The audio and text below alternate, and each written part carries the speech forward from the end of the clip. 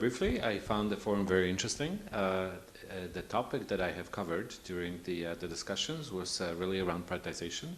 The government of Kazakhstan recently made some really big announcements about privatization plans.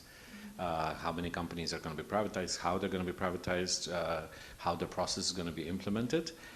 So from my perspective as a director of an international financial institution that can ultimately support the government in implementing that privatization process, perhaps in investing in some of the companies, this is a very interesting subject.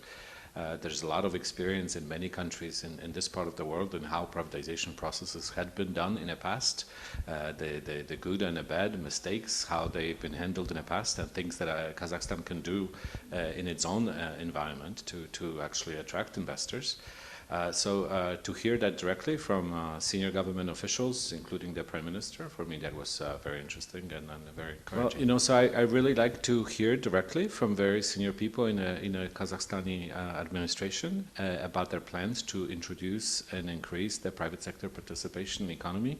I strongly believe that private sector is the best way of improving the overall efficiency of the economy, of attracting the best world-class technologies, of broadening the market access to Kazakhstani companies, also to bring in investment. So to the extent the government is actually willing to implement a lot of the steps that had been announced today and yesterday, I think this is going to be both great news and an attractive story for international investors that might find Kazakhstan very interesting.